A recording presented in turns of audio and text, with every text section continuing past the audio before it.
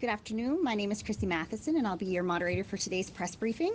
Before we begin, I'd like to introduce the Premier of Nova Scotia, Stephen McNeil, and Nova Scotia's Chief Medical Officer of Health, Dr. Robert Strang. Go ahead, Premier. Thank you, Christy. Good afternoon, everyone. Before I turn it over to Dr. Strang, I want to express my condolences to the families of the loved ones of the two individuals who were lost at Northwood this weekend. It is difficult enough to lose a loved one, but losing it to COVID in a time where we can't mourn the way we're used to mourning, where we come around and we hug each other and we're able to be there as our loved one passes away. I want you to know how difficult this has been on our province, to know that you are going through this. And I want you to know that you are in my thoughts and the thoughts of all Nova Scotians. I also want to thank Nova Scotians for continuing to follow the advice of Dr. Strang in public health. As our testing continues, we are flattening the curve when it comes to COVID and seeing the number of positives go down. We need to continue to work to make sure that we flatten this curve so that we can move back to a life, somewhat of a normal life. So I ask you to continue to do the great work that you've been doing over the last number of weeks. Dr. Strang. Thank you, Premier. Good afternoon, everybody. And I echo Premier McNeil's remarks. My thoughts are also with everyone grieving the loss of the individuals who passed away in the last couple of days at Northwood. We now have 48 Nova Scotians who have died due to COVID-19, and that continues to be a reminder of how serious this disease can be and why we all need to work together to protect those most vulnerable in our communities. Today I am reporting one new case of COVID-19, which brings the total number of cases, confirmed cases in Nova Scotia to 1,020. We have had a few good days in the past week with low numbers, and that is good news. But I want to caution everyone against reading too much into any single day or any few days. We are in a long-term situation, and we need to have sustained changes before we can make definitive conclusions. Yesterday, the QE2 lab processed 427 tests. Today, we have 9 individuals in hospital, 4 of those in the ICU. We have 864 Nova Scotians who can be considered recovered from COVID-19. We have 34,204 people now have been tested and had negative results. We have 3 licensed long-term care homes and unlicensed seniors facilities with active cases of COVID-19. Northwood in Halifax campus has 157 residents and 8 staff with active cases. One other facility has a single staff member with an active case, and a third facility has 1 resident with an active case. Again, while it's good news that our new case count is trending in the direction we want to, we can't make definitive conclusions yet, and we all must remain vigilant. It's important that we continue to have Nova Scotians who have symptoms that could be COVID-19 come forward and be tested very early on so we can do appropriate public health follow-up as necessary. So anyone who has 2 or more of fever, new or worsening cough, sore throat, runny nose, or headache, we ask people to contact 811. If you're able to, do the online assessment. If you don't have online access, then calling 811 directly, and you'll get further assessment and direction from 811. I know we've had questions about today's numbers and the difference between active cases provincially and the active cases in long-term care. Specifically, people questioning why the provincial number is lower when in fact it should be higher. I want to just explain that for people. In the last 24 hours, public health has worked very hard to resolve a large number of cases and move them from the active category to the recovered category. Unfortunately, we're in the situation where our long-term care data comes from a different data source than the Public Health Panorama program and is on a different timeline. So that same work has not yet been able to be done specifically with that long-term care data source. We are working hard between long-term care and public health to make sure that 2 data systems become more consistent and resolve this issue. And so that work is underway right now. So that is the explanation. But if people are looking for the source of truth, the true number and the number of active cases is the provincial number, not the long-term care number, which lags behind for the reasons that I specified. As Premier McNeil said, this week is National Nursing Week, and I do want to take a moment to acknowledge and thank all the nurses in our province for everything they do. Nurses work in many environments, in hospitals, schools, long-term care, and public health, at post-secondary institutions and other places, often with our most vulnerable, and their contributions to the healthcare system cannot be overstated. So from me and from the Premier, thank you to each and every nurse in Nova Scotia for the work that you do every day, looking after all Nova Scotians and our healthcare needs. I now want to turn to some of the follow-up on some of the communication around schools. That I know parents and students have many questions about accessing their belongings that were left behind when schools were closed. And then now that we've announced that the school year will end on June the 5th, but it will be virtual learning up until then. Beginning the week of May 25th, a single student or family member will be able to access their local school by appointment. Staff in my office are giving public health advice to the Department of Education and Early Childhood Development around this process to ensure that it can be done safely. Access to schools will be by appointment to ensure that we can respect the public health principles of social distancing and limited numbers. The school system, schools, the education centers, regional centers for education will be in touch with students and families in the near future for more details around how to make appointments. We wanted to make sure families were aware that the steps will be put in place where you can retrieve or students can go and retrieve their own materials from the schools. I want to end by talking about growing information around the link between smoking, vaping, and COVID-19. Yesterday, the World Health Organization issued a statement about smoking and COVID-19, and it's important that we understand that this evolving evidence. Certainly, we know COVID-19 is an infection of the lungs. It's a respiratory disease. Smoking and vaping are well-known risk factors for a broad range of respiratory conditions and illnesses. We now have evidence, studies that have been brought together and examined by the World Health Organization now find that smokers are more likely to develop severe COVID-19 disease when compared to non-smokers.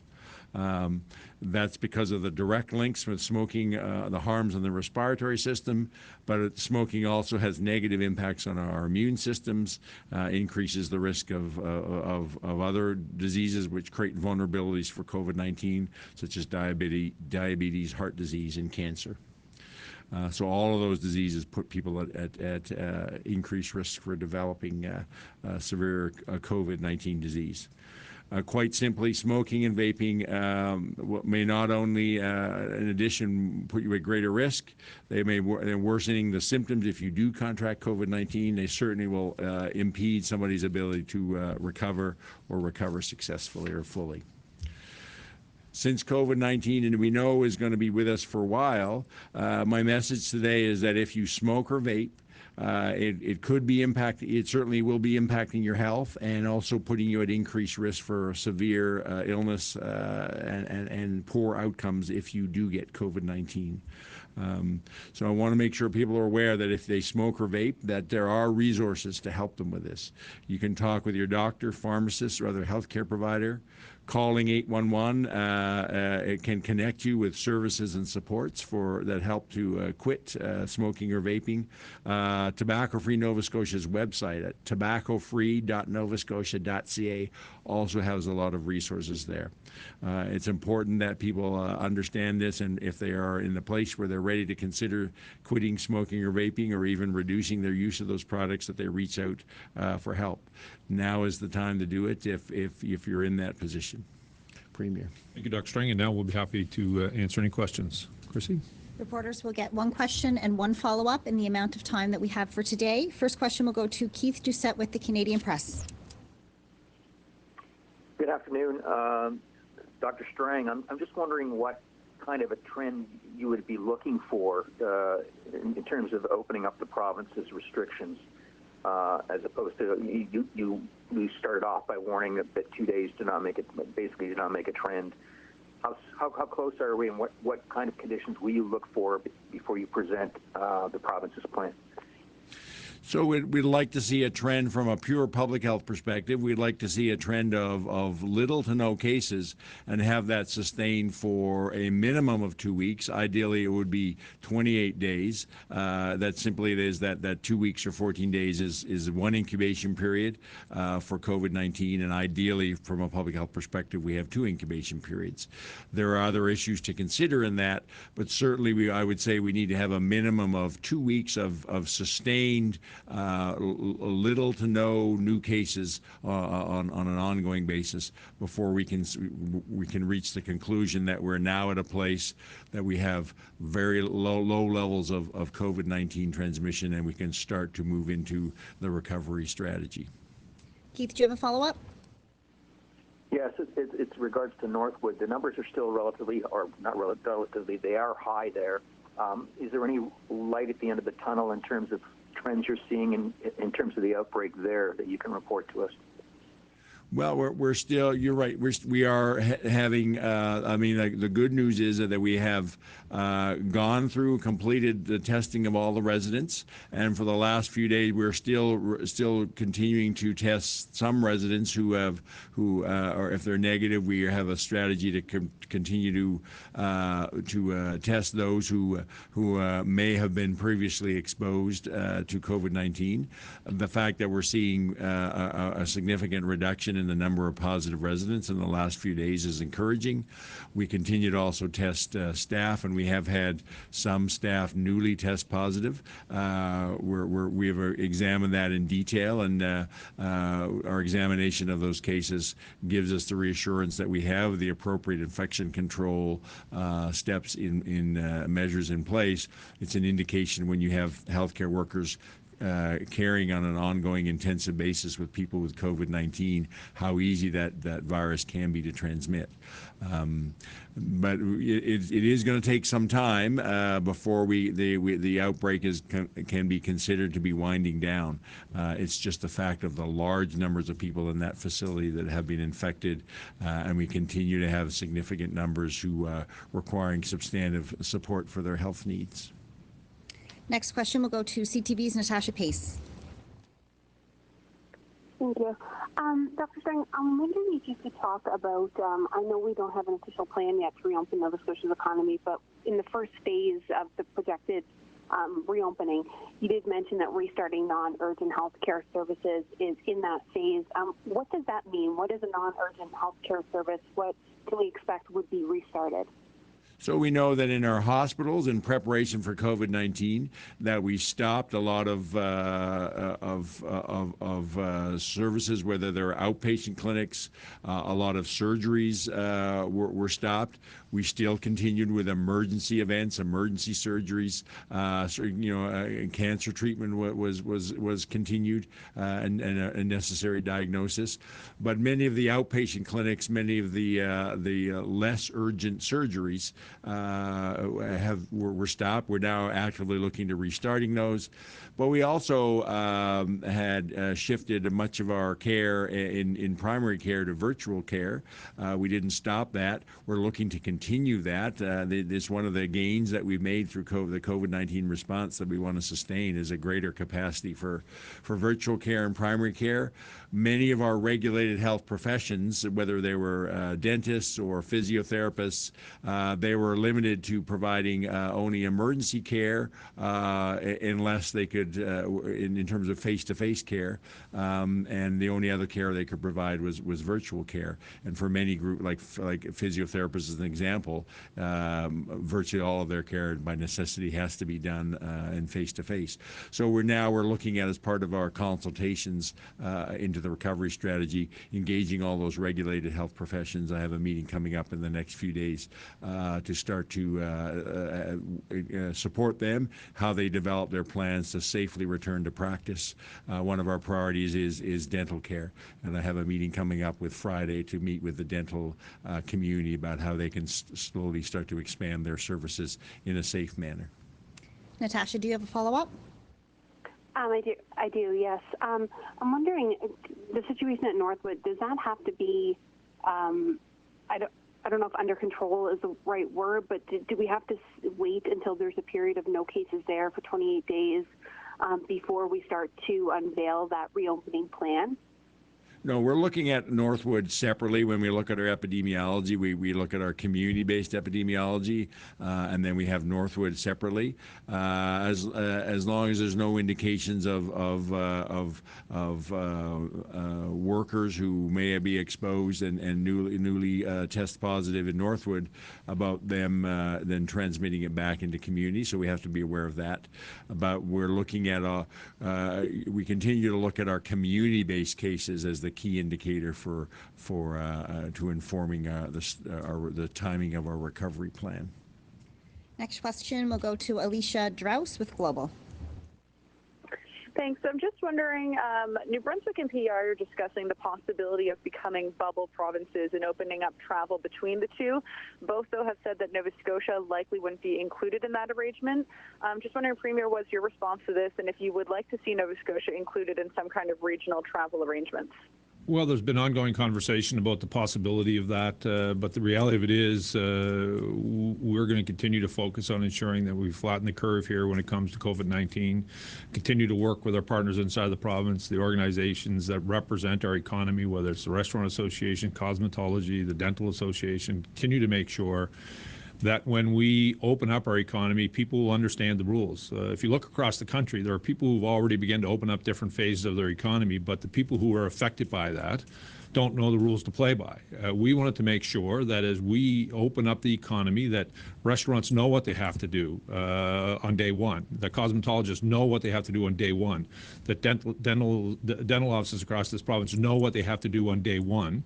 And that's what our focus will be. I think what you're referring to, it would be potentially something later into the summer, but we as a province have not locked down our province like our sister two provinces have. We certainly restricted access. We've told Nova Scotians to go home and self-isolate, and we'll continue to move along the path that we're on with the focus on the health and safety of Nova Scotians. Alicia, do you have a follow-up? In regards to reopening some of the province, again, most of the cases have been limited to HRM, and other parts of the province are already not seeing much activity. So I'm just wondering if there is consideration to open up other parts of the province before HRM. Well, it depends on actually what you're referring to. I was having this conversation actually at home this weekend. For example, if you're a dentist whose clientele are in a certain part of the province, I think it behooves us to have a look at that.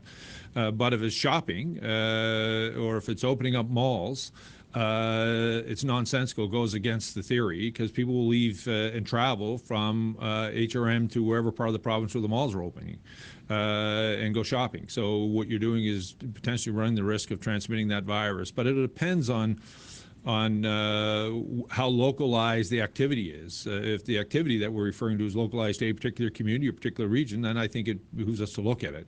But if it's a province-wide scenario, it just doesn't make sense until we are comfortable, until public health is comfortable, that we've literally flattened the curve and reduced the risk of spreading this virus. Next question will go to Shayna Locke with CBC. Hello. My first question is for Dr. Strang. I believe you said to Natasha that you're looking at Northwood separately and looking at community-based indicators. But I understand from the Health Authority that all community clusters in Fairview, Dartmouth North, and the Prestons have been resolved, and that currently there are no community clusters left. So I'm wondering, could you confirm that and tell us what the implications are there? So, yeah, that's right. We had a definition of number of cases per when we looked at it by by postal code, and above that threshold we said we're community clusters. We've now at a place where the number of cases in any even within HRM is low enough that we don't have any that meet that threshold. We're now seeing very sporadic new cases occurring in communities. So there's no, even in HRM, there's no indication of significant ongoing community transmission. All of which is where we want to be in terms of, but we need that trend to continue. We need to be very careful of moving too soon. We want to make sure we have enough time that where ongoing evidence over a number of days, is at a minimum of 2 weeks, that we can come to the conclusion that we have very low levels of COVID activity before we can start the recovery plan. But certainly the lack of community clusters is an indication of that we're getting there. Shana, do you have a follow-up? Yes, I do. Thank you. My follow-up is for the Premier. Premier, this morning I heard Dr. Strang tell my colleagues at Information Morning how families with elders in long-term care should consider the possibility they won't get to see their loved ones in person again. And I understand it was very hard for him to have to say that. So my question for you is, I'm wondering, how do we build long-term care differently? For example, the province is still at the design phase for the long-term care facilities in North Sydney and New Waterford. So what direction are you going to give to make sure our experience with COVID influences the design of those facilities? What Dr. Strang told your colleagues was that it would be longer for the restrictions to come off of long-term care facilities. So we may be a little bit longer before we get to see our loved ones, whether that is late in December. It's not that we would never see them again. That was not the intent of the comment, but because I actually listened to the conversation, and it was about, it would be one of the last things that we'd lift the restrictions on, and obviously people know why. It's a vulnerable population. We need to make sure that we have COVID under control. If you go look at some of the new builds across our province, they've identified and been working with how do we best build a facility that allows the appropriate number of residents to be there so that you can staff it, provide them with the professional care that they need. Many of them move to pods, so you have wings, 3 or 4 wings that actually make a facility now. In the center, there's a center pod that can be used as a common area.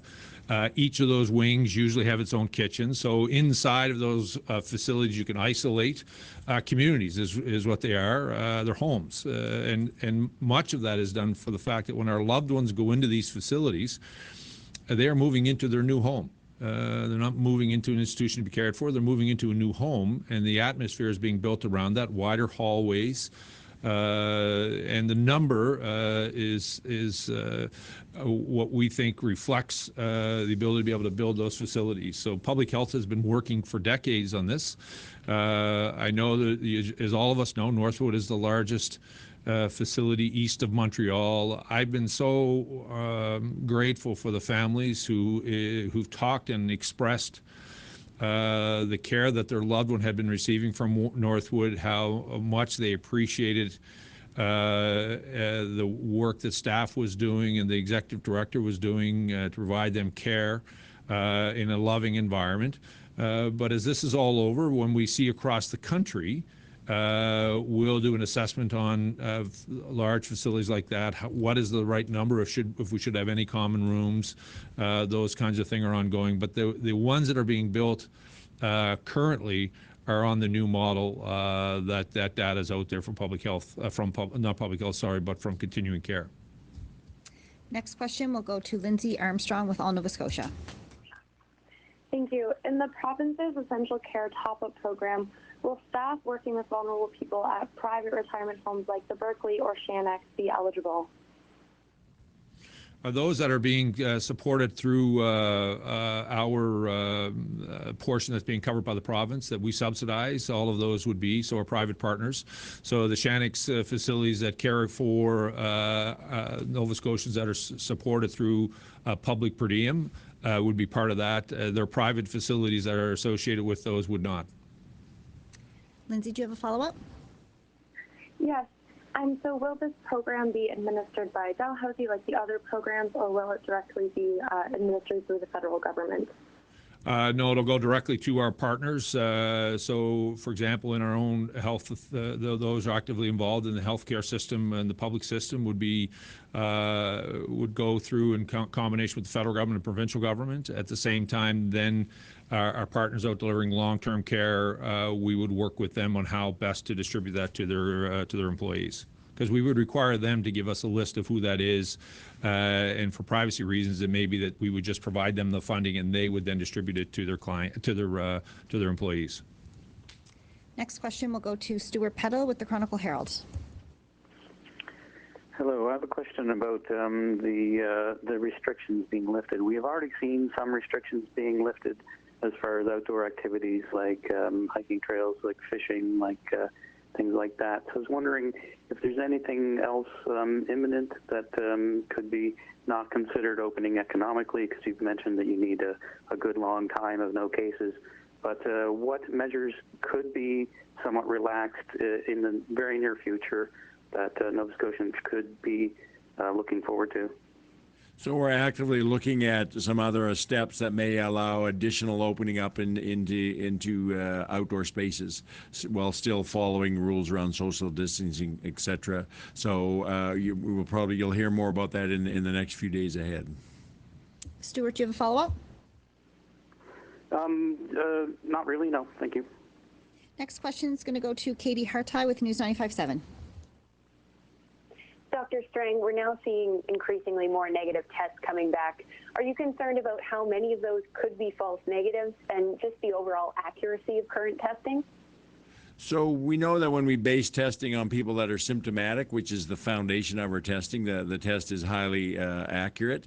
That when you start to get into asymptomatic people, then you have more of a risk of having a false negative test, and that's why, so for instance, when we use that test, when we test close contacts and they're negative, we certainly make sure that they're aware of the need for, if they become symptomatic, that they need to come in and be tested again.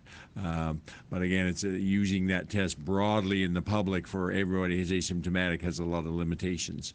The way we're using it, continue to hear from our laboratory colleagues that we get very valid results from that test. Katie, do you have a follow-up? Yes, please. Premier, some operations that are environmentally invasive have reclamation bonds to ensure that they're responsible for the cleanup of their site and not government.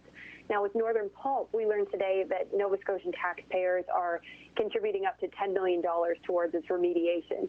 Does this mean that Northern Pulp doesn't have a reclamation bond? And if not, do you think it's fair that Nova Scotians are paying for Northern Pulp's cleanup? So actually, if you go back to when Northern Pulp was closed, we actually as a province are liable for the pipe that comes from Northern Pulp. We were liable, or portion thereof, of some of the ponds around Boat Harbour that had aeration in them that had to be cleaned out. We will also be looking at the leachate to ensuring that gets off that property. I felt I had a responsibility to all Nova Scotians not to create another environmental issue somewhere else. So we invested to make sure that our responsibilities are cleaned up and that there's not another environmental challenge that some future government is going to have to deal with. And we'll continue down that process. And it's important to note, it's up to $10 million. If it costs more than that, more than the $20 million, the government or the company would have to pick up anything over and above. So we're capped at $10 million. So it's dollar for dollar for the first 10, and after that, it's up to the company. But I want to be clear. These were to work when dealing with the issues that I made very clear to all Nova Scotians that we had a responsibility to deal with, and then to ensure that there would not be another issue associated with leachate while we're covering those sites. I think it's important that all Nova Scotians have confidence that my commitment to dealing with Boat Harbour is real. I've demonstrated that. I will continue to demonstrate that. But I also said very clearly, I'm not going to move the environmental issues associated with Boat Harbour to some other part of our province or some other site. I'm going to stay committed to that, focused on that, and I look forward to the day that environment is put back to the way it was, and the company can make a decision about what its future is here in our province. Next question will go to Evan Taylor with CKBW. My question's for Dr. Strang. We have heard reports that EHS paramedics have been asked to hang on to valve bag masks after they've been used to potentially explore recycling them. I'm wondering if you are aware of that and could tell me more about that. I'm aware of that. I don't know it in detail. What I do know is from what EHS explained in a media report that I read yesterday, that there's their supplier has indicated that there might be a shortage of these. So they're asking people, they are disposable, but they're asking to hang on to those right now while they explore options with the supplier, but also explore options of how those could safely be sterilized and reused if necessary. Evan, do you have a follow-up? Yes, I have a follow-up for Dr. Strang as well. Earlier you had mentioned about vaping and tobacco smokers being at an increased risk for COVID-19. I was wondering if that extends to people who smoke cannabis as well, or if that information is available yet. I'm not aware if there have been any studies done directly on cannabis. Certainly our overall position on cannabis is we know that it's better for your health of your lungs, that you don't inhale or vape any product, and that we encourage people to use other forms of consumption of cannabis. I think it makes sense to conclude that if you're smoking anything, that it's quite possible that it increases your risk of a more severe outcome from a respiratory virus like COVID. Next question will go to Kyle Shaw with the Coast. Hi. When the federal government wanted people to stay home, it implemented the Canada Emergency Response Benefit. So with the CERB, Ottawa sending a signal that $2,000 a month is a realistic minimum amount to replace income, and that will not work.